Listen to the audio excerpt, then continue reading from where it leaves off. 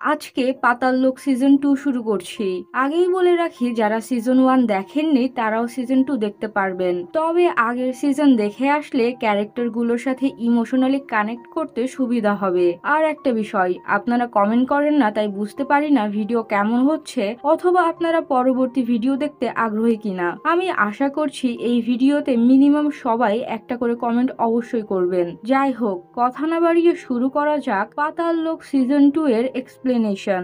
আগের সিজনের কেসের কোনো ক্যারেক্টারের এখানে প্রয়োজন নেই, তাই তার বর্ণনা করে সময় নষ্ট করব না। সিজন 2 এর শুরু হয় দিল্লিতে অবস্থিত নাগাল্যান্ড সাদান নামের একটি হোটেলে।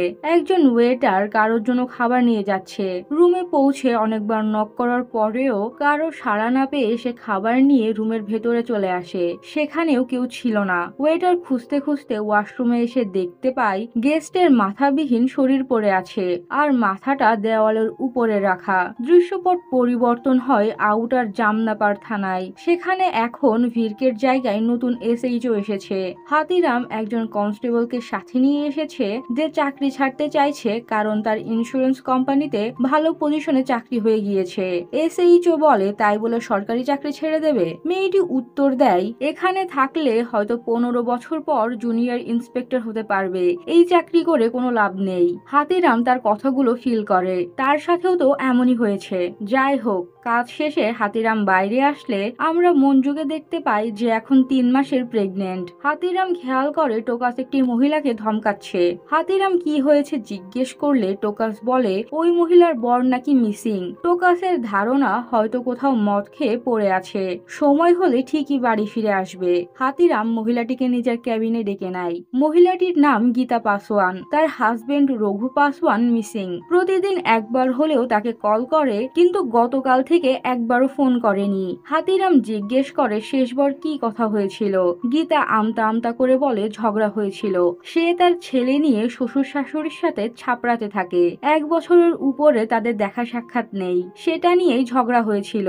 হাতিরাম রিপোর্ট লেখার সময় টোকাস বলে ওঠে টিভিতে আনসারিকে দেখাচ্ছে। হাতিরাম উঠে এসে টিভির দিকে তাকিয়ে আনসারিকে দেখছিল। আনসারি এখন আর সাব ইন্সপেক্টর ইমরান আনসারি নয়, বরং এসিপি ইমরান আনসারি। হোটেলে যার গলা কাটার লাশ পাওয়া গিয়েছিল সে নাগাল্যান্ডের একজন পাওয়ারফুল পার্টির লিডার জোনাথন থম। আনসারি ডিসিপি ভারদ্বাজ এবং সরকারের বিজনেস অ্যাডভাইজার কপিল রেড্ডির সাথে বসে জোনাথন থমের খুন সম্পর্কে ব্রিফিং দিচ্ছিল। আমরা জানতে পারি দিল্লির সাথে নাগাল্যান্ডের একটি বিজনেস সামিট হওয়ার কথা ছিল, যেখানে প্রায় 20,000 কোটি টাকা ইনভেস্ট করার কথা। থম সেই সামিটে অংশগ্রহণ করার জন্যই দিল্লিতে এসেছিল। একজন সাংবাদিক জিজ্ঞেস করে নাগাল্যান্ডের অনেক গ্রুপ এই বিজনেস সামিটের বিপক্ষে, তারা কি কেউ থমকে মারতে পারে? ডিসিপি ভারদ্বাজ বলে এখনই কিছু বলা যাচ্ছে না। তখন অন্য একজন সাংবাদিক জিজ্ঞেস করে নাগাল্যান্ড সাদান হোটেলের একজন ওয়েটার বলেছে জোনাথন থমের মাথা নাকি ধর থেকে আলাদা করা ছিল। পুলিশ সেই প্রশ্নের উত্তর না দিয়ে তাড়াতাড়ি প্রেস ব্রিফ শেষ করে দেয়। বাইরে বের হয়ে ডিসিপি ভারদ্বাজ আনসারিকে জিজ্ঞেস করে থমের মাথাবিহীন লাশের কথা লিক হলো কিভাবে। আনসারি জানায় প্রত্যেককে ওয়ার্ন করা হয়েছিল যাতে তারা কিছুই না বলে, কিন্তু মানুষ ক্যামেরা দেখলে সব উগরাতে শুরু করে দেয়। রেড্ডি বলে মিনিস্ট্রি অফ হোম অ্যাফেয়ারকে এখন কে জানাবে যে তাদের এই বছরের সব থেকে গুরুত্বপূর্ণ বিজনেস সামিট ক্যামেরা পাগল পাবলিকের জন্য নষ্ট হয়ে যাচ্ছে। তারপর ডিসিপি ভারদ্বাজকে বলে তাদের উচিত আনসারিকে দায়িত্ব না দিয়ে আরো সিনিয়র কাউকে দায়িত্ব দেওয়া। ডিসিপি ভারদ্বাজ আনসারিকে সাইডে যেতে আদেশ করে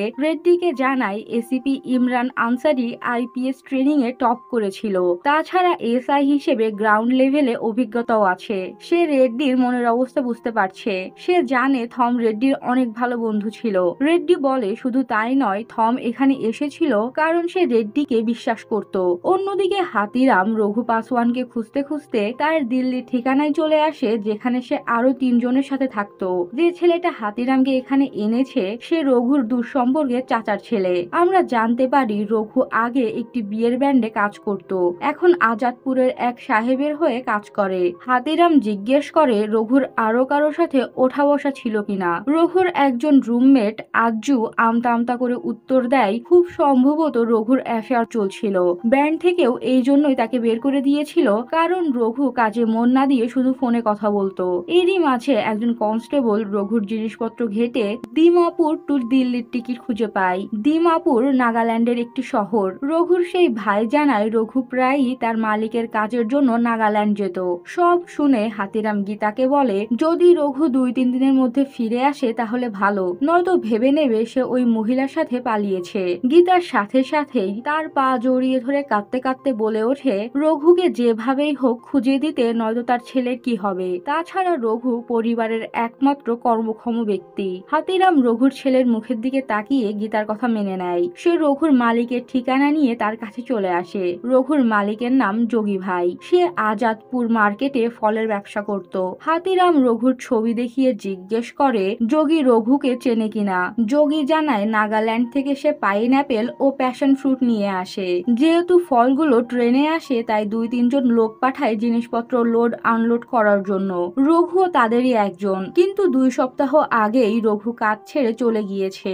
হাতিরাম কারণ জানতে চাইলে যোগী বলে লেবার মানুষ, যেখানে বেশি ইনকাম সেখানে চলে যায়। হাতিরাম জিজ্ঞেস করে এই 2 সপ্তাহে রঘুর সাথে তার কোনো কথা হয়েছে কিনা। যোগী জানায় সে আর রঘুর খোঁজ রাখেনি। তারপর জিজ্ঞেস করে কি হয়েছে। হাতিরাম তাকে জানায় রঘু মিসিং। রঘুর সাথে কোনো প্রকার কন্ট্রাক্ট হলে যোগী যেন তাকে বলে তার পরিবারের সাথে যোগাযোগ করতে।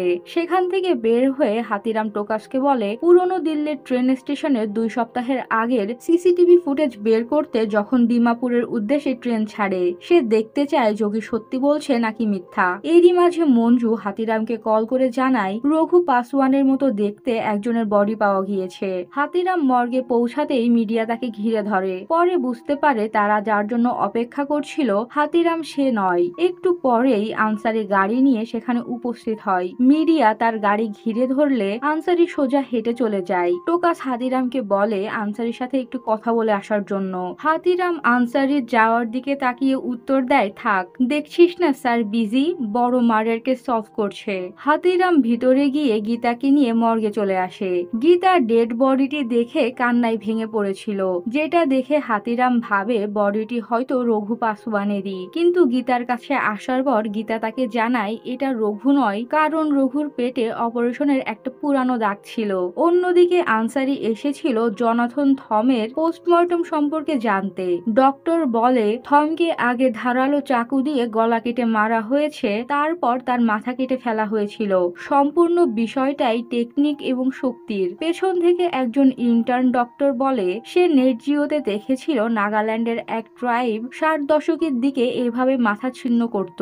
তার মতে এটা কোনো হিডেন মেসেজ। ডক্টর তাকে থামিয়ে দেয় কারণ তারা শুধু তাই বলে যা তারা লাশ কেটে বুঝতে পারে। সিন শিফট হয় হাতিরামের কাছে, যে কিনা নিজের নষ্ট মোটরসাইকেল টানতে টানতে নিয়ে আসছিল। হাতিরাম নিজের বাড়ির সামনে একটি গাড়ি দেখতে পায়। চৌকিদার জানায় এটা হাতিরামের গেস্টের গাড়ি। হাতিরাম এসে দেখতে পায় জিতু এসেছে আর এই গাড়িটি তারই। আমরা জানতে পারি সিদ্ধার্থ এখন ইঞ্জিনিয়ারিং পড়ার জন্য হোস্টেলে আছে। সামনের সপ্তাহে তার জন্মদিন। রেনুর খুব ইচ্ছা সিদ্ধার্থকে সারপ্রাইজ দেবে। জিতু অবশ্য এমনি এমনি আসেনি। সে হাতিরামের জন্য একটি ফাইন্যান্স কোম্পানির চাকরি নিয়ে এসেছে। মাসিক বেতন 1.5 লক্ষ টাকা। হাতিরাম কোনো কথা না বলে উঠে চলে যায়। জিতু যাওয়ার পর রেনুর মুড অফ ছিল। হাতিরাম এবং তার মধ্যে হালকা মনোমালিন্য হয়, কারণ হাতিরাম তাকে কষ্টে না রাখলেও কখনো তার শখ পূরণ করতে পারেনি। তাছাড়া সিদ্ধার্থ বাকি পড়াশোনার জন্য অস্ট্রেলিয়া যেতে চাইছিল, তার জন্যও টাকার প্রয়োজন। হাতিরাম চুপ করেই বসে থাকে। পরের দিন আনসারি ও তার অ্যাসিস্ট্যান্ট নাগাল্যান্ড সাদার্ন হোটেলে সেই ওয়েটারের সাথে দেখা করতে আসে। সে জানতে পারে কিলার অনেক সতর্কতার সহিত রুম ক্লিন করেছে, তাই ফরেন্সিক টিম তেমন কিছুই খুঁজে পায়নি। এইবার আনসারি ওই ওয়েটারের জবানবন্দি নেয়। প্রতিদিনের মতো থম বারে এসেছিল, কিন্তু তাকে অন্য দিনের তুলনায় অনেক চিন্তিত মনে হচ্ছিল। আর তার সাথে প্রতিদিনের মতো তার সিকিউরিটি অফিসারও ছিল না। বার থেকে যাওয়ার আগে থমের কাছে একটি ফোন এসেছিল। সে ফোনে ইচ্ছা মতো গালিগালাজ করছিল। 11:30টার দিকে সে বার থেকে বের হওয়ার আগে বিল দেওয়ার সময় একটি ছেঁড়া নোট দিয়েছিল, যেটা সাথে সাথেই ওয়েটার থমের কাছ থেকে চেঞ্জ করে নিয়েছিল। সে বার বন্ধ হওয়ার পর নাইট শিফটে কাজ করে। থমের নির্দেশনা ছিল ঠিক সকাল 7টায় ব্যায়াম করার আগে তার রুমে টোস্ট দিতে। ওয়েটার প্রতিদিনের মতো সেদিনও টোস্ট দিতে গিয়ে থমের লাশ দেখতে পায়। আনসারি ম্যানেজারের কাছে জিজ্ঞেস করে সেদিন হোটেলে কতজন গেস্ট ভিজিটে এসেছিল। ম্যানেজার জানায় যেহেতু নাগাল্যান্ড থেকে তাদের লিডাররা দিল্লি এসেছে, তাই তাই বার সহ রুমে রুমে অনেক গেস্ট এসেছিল, যাদের সকল তথ্য গেস্ট লিস্টে রাখা আছে। আনসারি রানাকে নির্দেশনা দেয় গেস্ট লিস্ট সহ সিসিটিভি ফুটেজও সংগ্রহ করে নিতে। এদিকে হাতিরাম রেনুর মন রাখতে জিতুর সাথে সেই ফাইন্যান্স কোম্পানিতে এসেছিল।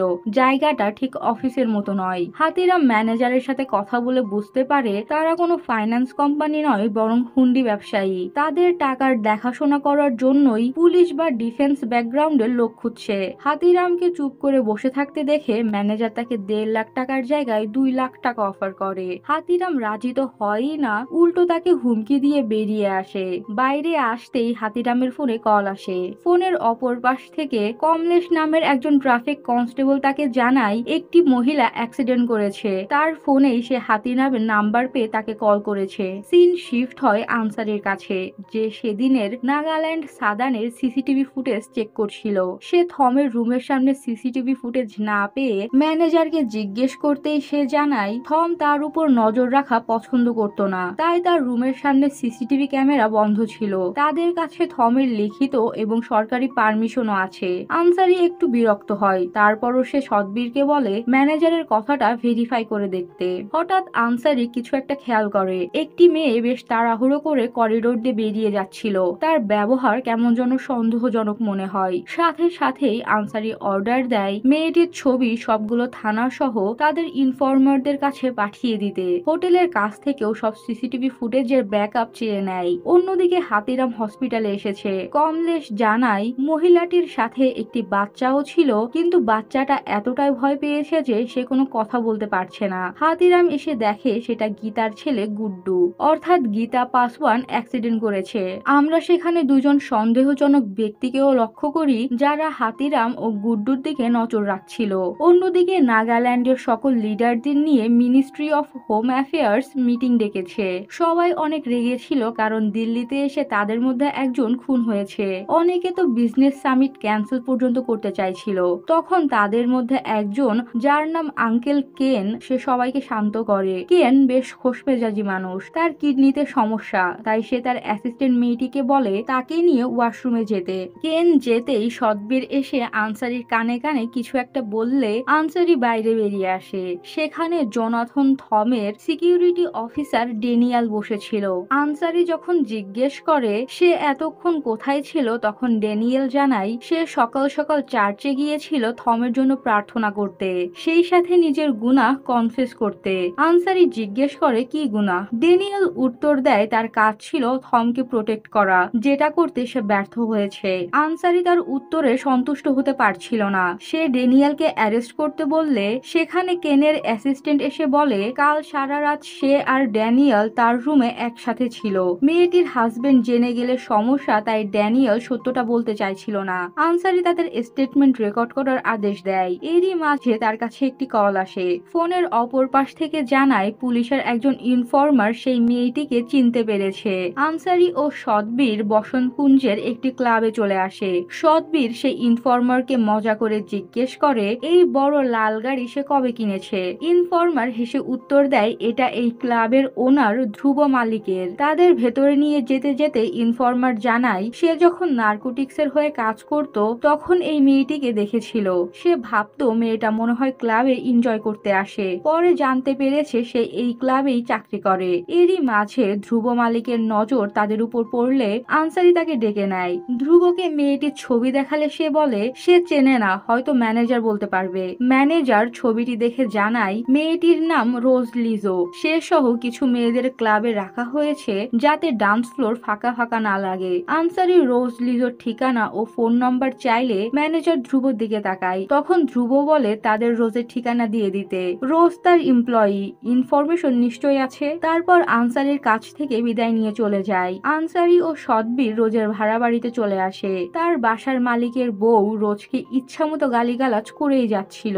আনসারি সেখানে হিরোইন সহ আরো কিছু ড্রাগস খুঁজে পায়। তখন সেই মহিলা আরো বেশি আহাজারি করতে শুরু করে। এক পর্যায়ে সে রোজের বয়ফ্রেন্ডের কথা বলে। আনসারি মহিলার কাছ থেকে রোজের বয়ফ্রেন্ডের নাম জানতে না পারলেও এটা জানতে পারে সে একটি বড় লাল গাড়িতে করে এখানে আসতো। রোজের এই বয়ফ্রেন্ড আর কেউ নয় বরং ক্লাব ওনার ধ্রুব মালিক। ধ্রুব ততক্ষণে গাড়ি নিয়ে ক্লাব থেকে চলে যায়। আনসারি যেভাবেই হোক ধ্রুবকে অ্যারেস্ট করতে নির্দেশ দেয়। সেই সাথে তার ক্লাবের আশেপাশে সিসিটিভি ফুটেজও চেক করতে বলে। অন্যদিকে হাতিরাম হসপিটালে ঘুমিয়ে পড়েছিল। টোকাস এসে জানায় গীতা পাসওয়ান মারা গিয়েছে। সেই দুজন লোকও সেখানেই ছিল। গুড্ডু তাদের দেখে হাতিরামকে জড়িয়ে ধরলে হাতিরামের কেমন যেন সন্দেহ হয়। সে তাদের থামতে বললে লোকগুলো পালাতে শুরু করে। হাতিরামও তাদের পিছু নেয়। আমরা খেয়াল করি কোনো একটা কারণে হাতিরাম ঠিকঠাক দৌড়াতে পারছিল না। আনফরচুনেটলি লোকগুলো সেখান থেকে পালিয়ে গিয়েছিল। তখনই মঞ্জু তাকে কল করে থানায় আসতে বলে। হাতিরাম থানায় আসলে মঞ্জু তাকে স্টেশনের সিসিটিভি ফুটেজ দেখায়, যেখানে রঘুর সাথে একটি মেয়েও ছিল। জুম করলে দেখা যায় মেয়েটি আর কেউ নয় বরং রোজ লিজো, যাকে আনসারি খুঁজছে। সিন শিফট হয় একটি বস্তিতে। একটি বাচ্চা ছেলে জোরে জোরে পড়ছিল। ছেলেটির মা চাল নিতে গিয়ে চালের ডিব্বাতে একটি ফোন খুঁজে পায়। সে বাচ্চা ছেলেটিকে জিজ্ঞেস করে এই দামি ফোন কোথা থেকে আসলো। ছেলেটি জানায় সে রেলওয়ে স্টেশনের পাশ দিয়ে আসার সময় ডোবার মধ্যে ফোনটি খুঁজে পেয়েছিল। চালের বক্সে রেখেছে কারণ এতে নাকি ফোন ভালো হয়ে যাবে। এটা সে হোয়াটসঅ্যাপে পড়েছিল। তার মা ছেলের কথা শুনে তাকে মারতেই যাবে, তখনই সেই ফোনটা বেজে ওঠে। ফোনের অপর পাশ থেকে পুলিশ কথা বলছিল। আমরা জানতে পারি ফোনটি রোজ লিজোর। এদিকে আনসারি হাতিরামের পাওয়া সেই সিসিটিভি ফুটেজ ডিসিপি ভারাদওয়াজকে দেখালে ভারাদওয়াজ জিজ্ঞেস করে এই ফুটেজ যে জোগাড় করেছে সে কোন থানার এসএইচও আর কেস সম্পর্কে কতটুকু জানে। আনসারি বলে সে এসএইচও নয়, আউটার জামনাপাড় থানার ইন্সপেক্টর, আর কেস সম্পর্কে ততটুকুই জানে যতটা মিডিয়াতে বলা হয়েছে। আনসারি এই কেস সলভ করার জন্য হাতিরামকে তার সাথে কাজ করার জন্য রিকমেন্ড করে, কিন্তু ভারাদওয়াজ সাফ সাফ না করে দেয়, কারণ হাতিরাম সামান্য একজন ইন্সপেক্টর আর এটা নাগাল্যান্ডের মতো স্বতন্ত্রকামী ও সেন্সিটিভ স্টেটের বিষয়। আনসারি তারপরও তাকে হাতিরামের হয়ে রিকোয়েস্ট করে, কিন্তু ভারাদওয়াজ নিজের কথাতেই অটল থাকে। হাতিরাম আনসারির কেবিনে বসে তার জন্যই অপেক্ষা করছিল। আনসারি এলে তারা নিজেদের মধ্যে কথা বলতে শুরু করে। হাতিরাম আনসারিকে ভুল করে নাম ধরে ডেকে ফেলে, কিন্তু পরক্ষণে নিজের ভুল শুধরে তাকে স্যার বলে সম্বোধন করে। অন্যদিকে আনসারি এখনো হাতিরামকে স্যার বলেই সম্বোধন করছিল। তাদের কথোপকথনের মাধ্যমে আমরা জানতে পারি ভির্ক পদোন্নতি পেয়ে এখন নার্কোটিক্স ডিপার্টমেন্টের অফিসার হয়ে গিয়েছে। আনসারি এদিক সেদিক কথা বলছে দেখে হাতিরাম সরাসরি জিজ্ঞেস করে ডিসিপি মানা করে দিয়েছে তাই না? আনসারি মুখ কালো করে বলে সে অনেক চেষ্টা করেছে, কিন্তু এটা হাই প্রোফাইল কেস, তাই হাতিরামের মন খারাপ হয়ে যায়। এরই মাঝে আনসারির অ্যাসিস্ট্যান্ট এসে জানায় রোজ লিজোর ফোন পাওয়া গিয়েছে। আনসারি জিজ্ঞেস করে ফোন চেক করে কিছু পেয়েছে কিনা। তার অ্যাসিস্ট্যান্ট আর চোখে হাতিরামের দিকে তাকালে হাতিরাম বুঝতে পারে তার সামনে কিছু বলতে চাইছে না, তাই সে উঠে যেতে চায়। আনসারি তাকে আরো একটু বসে চা খেয়ে যেতে বললে হাতিরাম উত্তর দেয় একটা লিড পেয়েছে, কেস হাই প্রোফাইল নয় কিন্তু কারোর জন্য ভীষণ জরুরি। আনসারি বুঝতে পারে হাতিরাম বিষয়টি নিয়ে কষ্ট পেয়েছে। এদিকে হাতিরাম রাতের অন্ধকারে যোগীর অফিসে চলে আসে। সেখানে একজনকে দিয়ে তার অফিসের দরজা খুলিয়ে নেয়। বেশ কিছুক্ষণ খোঁজাখুঁজি করার পর হাতিরাম সেখানে পাপ্পি ট্যুরস অ্যান্ড ট্রাভেলস এর বেশ কিছু রিসিট খুঁজে পায়। পরের দিন সকাল সকাল সে পাপ্পি ট্যুরস অ্যান্ড ট্রাভেলস এর অফিসে হাজির হয়ে যায়। পাপ্পি নামে সেই মহিলাটি বলে তাদের একদম সাদা বিজনেস, ট্যাক্সও ঠিকঠাক দেয়। এখন যোগী কোথায় যায় না যায় তার সাথে তাদের কি সম্পর্ক? তাছাড়া ওয়ারেন্ট ও লেডি কনস্টেবল কোথায়? হাতিরাম বলে পাপ্পি যদি ঝামেলা করতেই চাই তাহলে 10 মিনিটে লেডি কনস্টেবল আর 20 মিনিটে ওয়ারেন্ট চলে আসবে। সব থেকে ভালো হয় সত্যিটা বলে দিলে। যোগী 2.5 লাখ টাকার টিকিট কেটেছে। সে নাগাল্যান্ড থেকে পাইনঅ্যাপেল আনে নাকি বাগিচা। পাপ্পি জানায় যোগীর প্রায় 10-12 জন লোক প্রতিদিন Dimapur to Delhi up down করে। সে সত্যিই কিছু জানে না। হাতিরাম যোগীর রিসিট ফাইল চেক করে দেখে আজকেই 2-3 ঘন্টা বাদে দিমাপুর থেকে ট্রেনে যোগীর লোক দিল্লিতে আসবে। হাতিরাম স্টেশনে পৌঁছে তাদের খুঁজতে শুরু করে, কিন্তু পায় না। তারপর দূরে হসপিটালের সেই 2 জন সহ আরো কিছু লোকদের দাঁড়িয়ে থাকতে দেখে। লোকটির নাম রাঙ্গা। রাঙ্গা হাতিরামকে দেখতে পেয়ে সেখান থেকে চলে যেতে থাকে। হাতিরামও তাদের পিছু নেয়, কিন্তু একটু যেতেই টিটি তাকে ধরে টিকিট দেখাতে বলে। হাতিরাম বলে সে পুলিশ। তারপরও টিটি ত্যাদ্রামি করেই যাচ্ছে দেখে হাতিরাম সেখান থেকে আসতে আসতে টিটিকে বলে পারলে সে থানায় কমপ্লেন করুক। করুক। ততক্ষণে যোগীর লোকেরা গাড়ি নিয়ে বেরিয়ে যায়। তারা এদিক সেদিক ঘুরে রাতের বেলা যোগীর আস্থানায় এসে হাজির হয়। যোগী আসলে ফলের ব্যবসার আড়ালে ড্রাগসের ব্যবসা করত। রাঙ্গা আসলে যোগী জিজ্ঞেস করে এত দেরি হলো কেন। রাঙ্গা জানায় হাতিরাম তাদের পিছু করছিল, তার নজর থেকে বাঁচতে বাঁচতে দেরি হয়ে গিয়েছে। রাঙ্গা ভাবছিল সে হাতিরামকে ধোঁকা দিতে সক্ষম হয়েছে, কিন্তু দেখা যায় হাতিরাম ঠিকই বুদ্ধি করে যোগীর আস্থানায় ঢুকে পড়েছিল। হাতিরাম পেছন দিকের রাস্তা দিয়ে মূল বিল্ডিং পর্যন্ত পৌঁছে যায়, যেখানে সে যোগীর গুপ্ত ব্যবসার কথা জানতে পারে। সে দেখতে পায় একটি ছেলে ছাদে যাচ্ছে। হাতিরামও ছাদে উঠে এলে দেখতে পায় সেখানে রঘুর মতো লেবাররা ঘুমিয়েছিল। তখনই পেছন থেকে সেই ছেলেটি চলে আসে। রাঙ্গাও ছেলেটিকে ডাকতে ডাকতে উপরেই আসছিল। রাঙ্গা এসে দেখতে পায় সেই ছেলেটা একা দাঁড়িয়ে আছে। হঠাৎ পেছন থেকে হাতিরাম তার মাথায় আঘাত করলে সে মাটিতে লুটিয়ে পড়ে। হাতিরাম সাথে সাথেই আনসারিকে কল করে। আনসারি এলাকার নাম শুনে বলে এটা তো তার এরিয়া নয়। হাতিরাম উত্তর দেয় এলাকা তাদের দুইজনের কারোরই না, কিন্তু কেস তো দুইজনেরই। আনসারি জানায় সে দেখছে কি করা যায়। এদিকে যোগীও রাঙ্গাকে খুঁজতে শুরু করে দিয়েছে। রাঙ্গা তখন হাতিরামের হাতে বন্দী। যোগী তাকে ফোন করতে করতে বিরক্ত হয়ে বলে দোষ তাদের আর বসের বকা তার শুনতে হয়, অর্থাৎ যোগীরও বস আছে। যাই হোক, যোগী রাঙ্গাকে না পেয়ে তার লোকদের দিয়ে গাড়ি সরিয়ে রাস্তা ক্লিয়ার করে যাতে তাদের ট্রাক বের হতে পারে। এমন মুহূর্তে ভির্ক, আনসারি ও তার ফোর্স সহ সেখানে রেইড দেয়। ভির্ক ফুল বিস্ট মোডে অপরাধীদের ধরতে শুরু করে। একজন পালিয়ে যাচ্ছিল, যেটা ভির্কের নজরে পড়েছিল। সেই ব্যক্তি দরজা বন্ধ করে পালাতে গেলে ভেতর থেকে হাতিরাম তাকে মেরে দরজার কাছে এসে দাঁড়াতেই ভির্ক নায়কের মতো দরজায় লাথি দেয়। দরজা হাতিরামের নাকে আঘাত করলে সে জ্ঞান হারিয়ে ফেলে। পরের দিন সকালে প্রেস নার্কোটিক্স ডিপার্টমেন্টের এই সাকসেসফুল অপারেশনের ছবি তুলছিল। ভির্ক আনসারিকেও ডেকে নেয়। হাতিরাম দূরে বসে বসে এই সবই দেখছিল। আনসারি 2-3টি ছবি তুলেই হাতিরামের কাছে এসে বসে। তাকে বলে প্রোটোকলের কারণে সে বাধ্য হয়ে ভির্ককে কল করেছিল। হাতিরাম বলে প্রোটোকল ফলো করা অনেক জরুরি। ভির্ক এমনিতেও ফুটেজখোর, সে আগে থেকেই জানতো সে যা কিছুই করুক না কেন তার নাম হবে না। হাতিরাম বিদায় নিয়ে চলে যায়। হাতিরামের কথাটা আনসারির মনে আঘাত করে। সে সরাসরি ড্রেস আপ হয়ে ডিসিপি ভারাদ্বাজের অফিসে চলে যায়। এদিকে ভির্ক নিজের শার্ট পরিষ্কার করছিল, কারণ জিজ্ঞাসাবাদের সময় যোগী তার গায়ে বমি করে দিয়েছে।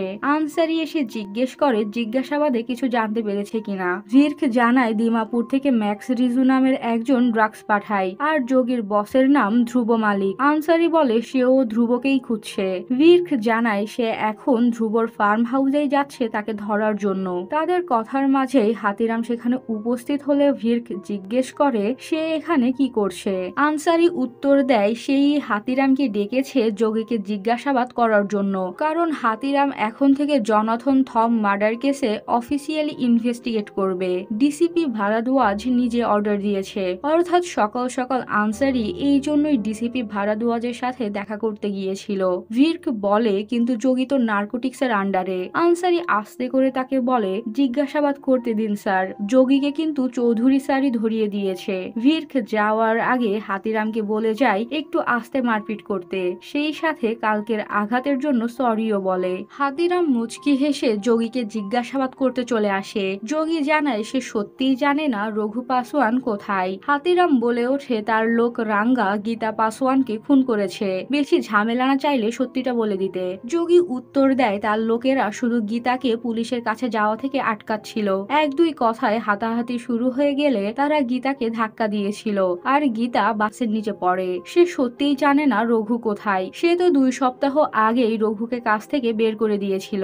হাতিরাম বলে সেদিন না বলল রঘু নিজে চলে গিয়েছে। যোগী জানায় আসলে রঘু ট্রেনে আসার সময় ধরা পড়ে যায়, ওর কাছে 50,000 টাকা পাওয়া গিয়েছিল। তারা কোনো মতে পরিস্থিতি সামাল দেয়। যোগী আরো জানায় রঘু প্রতি মাসে দিমাপুর থেকে বসের গার্লফ্রেন্ডের জন্য 50,000 টাকা নিয়ে আসতো। হাতিরাম জিজ্ঞেস করে সেই ম্যাডামের নাম কি। যোগী নাম মনে করার চেষ্টা করছিল, তখনই আনসারি বলে ওঠে রোজ। যোগী জানায় হ্যাঁ, রোজ লিজো। আনসারি জিজ্ঞেস করে 6 তারিখ রাতের মার্ডার সম্পর্কে কি জানে। যোগী উত্তর দেয় সে কোনো মার্ডার সম্পর্কে জানে না, তার কাজ তো শুধু ড্রাগস আনা নেওয়া করা। হাতিরাম ও আনসারি ভির্কের আগেই ধ্রুব মালিকের ফার্ম হাউসে পৌঁছাতে চাইছিল, কিন্তু সদবীর আনসারিকে ফোন করে জানায় ধ্রুব তো আগে থেকেই আনসারির সাথে দেখা দেখা করার জন্য তার অফিসে এসে বসে আছে। দেখা যায় ধ্রুব তার লয়ার সহ অগ্রিম বেল পেপারস নিয়ে হাজির হয়েছে। আনসারি ধ্রুবকে জিজ্ঞেস করে রোজের সাথে তার কি সম্পর্ক। ধ্রুব বলে রোজ তার ক্লাবে কাজ করত, এ বাদে তার সাথে আর কোনো সম্পর্ক নেই, তাছাড়া সে এঙ্গেজড, 10 দিন পরেই তার বিয়ে। হাতিরাম বুঝতে পারে ধ্রুব পরিষ্কার মিথ্যা বলছে। আনসারি জিজ্ঞেস করে 6 তারিখ রাতে সে কোথায় ছিল। ধ্রুব জানায় সে নয়ডাতে, অর্থাৎ তার বাড়িতেই ছিল, কারণ সেদিন বাড়িতে পুজোর আয়োজন করা হয়েছিল। আনসারি আবারও জিজ্ঞেস করে সে রোজকে সেদিন 18 বার ফোন কেন করেছিল। ধ্রুব লয়ার বলে ধ্রুবর ক্লাব থেকে কিছু টাকা চুরি হয়েছিল তাই। ধ্রুব কমপ্লেন লেখায়নি কেন জানতে চাইলে ধ্রুব উত্তর দেয় তারা প্রেস্টিজিয়াস মানুষ, পুলিশি চক্করে পড়তে চাইছিল না। রঘুর ব্যাপারে জিজ্ঞেস করলে বলে রোজ রঘুর সাথে পালিয়েছে। যোগীর কথা জিজ্ঞেস করলে বলে সে শুধু তার কাছ থেকে ফল নিত, যোগী হয়তো মিথ্যা বলছে। মানে প্রতিটি প্রশ্নের উত্তর একদম মুখস্থ করে এসেছিল। যাই হোক, আনসারি তার বেল গ্রহণ করে নেয়। তারা যেতেই আনসারি বলে ফোন ট্রেস করলেই জানা যাবে ওই দিন ধ্রুব কোথায় ছিল।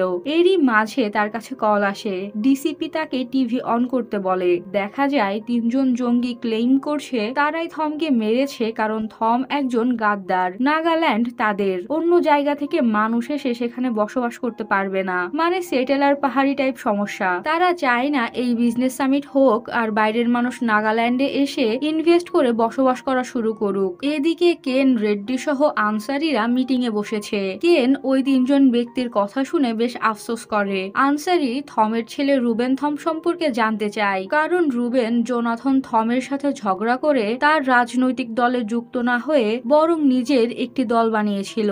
আর থম যখন সামিটে যোগ দেওয়ার কথা বলে তখন রুবেন নিজের বাবাকে গাদ্দার বলে সম্বোধন করে। কেন বলে রুবেন রাগী, কিন্তু নিজের বাবার খুনি হতে পারে না। রেড্ডিও তাল মিলিয়ে বলে সে থমের পরিবারকে অনেক বছর ধরে চেনে, এটা সম্ভব নয়। আনসারি জানায় সে সন্দেহ করছে রোজ সেদিন স্টেশন থেকে দিমাপুরের ট্রেনে উঠেছিল। ডিসিপি ভারাদ্বাজ জিজ্ঞেস করে তার মানে রোজ কি এখন নাগাল্যান্ডে। কেন বলে ওঠে রোজ যদি সত্যি সত্যি থমকে মেরে থাকে তাহলে নাগাল্যান্ডই একমাত্র জায়গা যেখানে সে যেতে চাইবে না, কারণ নাগাল্যান্ডের মানুষ থমকে পাগলের মতো ভালোবাসে। দেখা যায় রোজ লিজো সত্যিই নাগাল্যান্ডে। একজন পুলিশ তাকে দেখেও, কিন্তু সে জানতো না রোজই থমের খুনি। পরে নিজের ফোন চেক করে জানতে পারে এই সেই রোজ লিজো, কিন্তু রোজ ততক্ষণে সেখান থেকে গায়েব। এদিকে হাতিরাম নিজের কেবিনে এসে দেখতে পায় রঘুর ছেলেটা এখনো তার কেবিনে ঘুমিয়ে আছে। হাতিরাম কথাটা মঞ্জুকে জিজ্ঞেস করতেই মঞ্জু জানায় বাচ্চাটার মামা মামিকে ফোন করা হয়েছিল, তারা দায়িত্ব নিতে রাজি নয়। দাদা অসুস্থ, তাই দাদা দাদি কয়েকদিন পরে আসবে। এই কয়েকদিন অনাথ আশ্রমে রাখবে তারও উপায় নেই, কারণ অনাথ আশ্রমগুলোর অবস্থা জঘন্য। মঞ্জু নিজেও মা হচ্ছে, তাই ছেলেটাকে সেখানে রেখে আসতে তার মন সায় দেয়নি। হাতিরাম কিছুক্ষণ ভেবেচিন্তে গুড্ডুকে নিয়ে নিজের বাড়িতে চলে আসে। রেনু বাচ্চাটাকে দেখার পর হাতিরাম ও তার মধ্যে একচোট ঝগড়া হয়ে যায়। হাতিরাম বলে 2 দিনেরই তো ব্যাপার, রেনু না পারলে সেই বাচ্চাটার খেয়াল রাখবে। তখনই হাতিরামের ফোনে কল আসে। সতবীর তাকে জানায় রোজ লিজোকে নাগাল্যান্ডে দেখা গিয়েছে, কাল সকালেই তাদের ফ্লাইট। কথা শেষে হাতিরাম রেনুকে জানায় কাল সকালেই তাকে কেসের জন্য নাগাল্যান্ডে যেতে হবে, মানে গুড্ডুর দায়িত্ব এখন রেনুর। এদিকে আমরা দেখতে পাই রোজ লিজো দিমাপুর স্টেশন দিয়ে হেঁটে চলেছে। পাতাল লোকের পরবর্তী আপডেট পেতে ভিডিওটি লাইক করে চ্যানেলটি সাবস্ক্রাইব করুন, যাতে ভিডিও আপলোড করার সাথে সাথেই সেটা আপনার কাছে চলে যায়। এতক্ষণ সাথে থাকার জন্য অসংখ্য ধন্যবাদ।